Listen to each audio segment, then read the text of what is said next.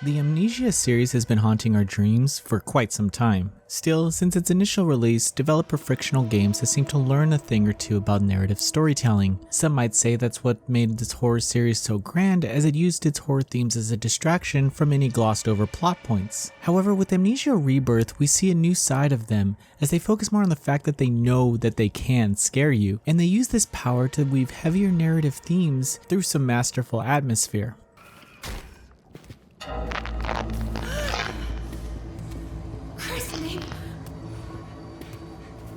Amnesia Rebirth puts players in the role of Tassi Trianon, a member of an excavation team who has just crashed in the desert. She awakes with no real memory, and what's worse is that she has these visions of Deja Vu. It's here that you're introduced to a reoccurring theme of Tassi being involved in events that she can't quite piece together. Still, everywhere she goes, she manages to end up somewhere that she's already been. It's jarring to both her and the player in this regard, and make up some of the entire game's more narrative-driven focuses. Tassi's goal is fairly simple: find the people she crashed with and figure out what the hell is going on to her and the area around her. The more she explores, the further down the rabbit hole she goes. It gets to the point where your mood matches Tassi's and you can't take it anymore. My head began to hurt trying to connect the dots before the conclusion, and I felt like Tassi was going through the same thing. The more supernatural elements act as a bridge to all of this as we witness moments of Tassi's life and deal with the fact that she's actually pregnant. There are monsters here, but the narrative never really uses that as a crutch. Instead, it barely uses these monsters at all. That's not to say Amnesia isn't scary, because it's terrifying, but the developer has opted to craft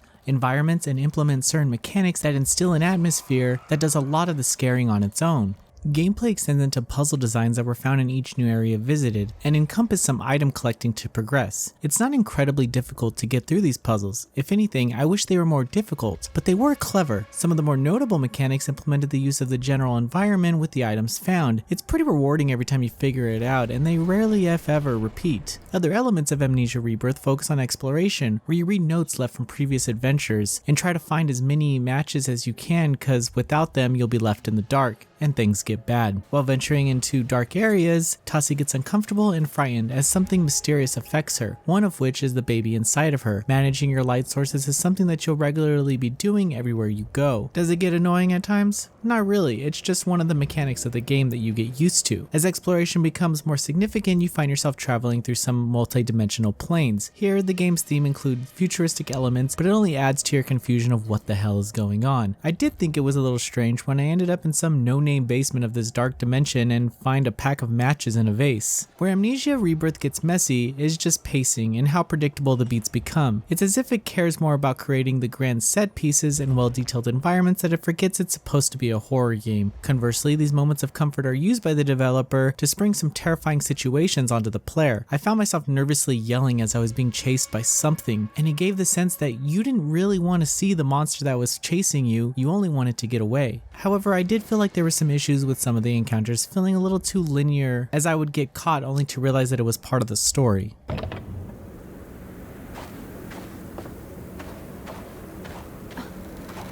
We were here. I remember being scared. Why?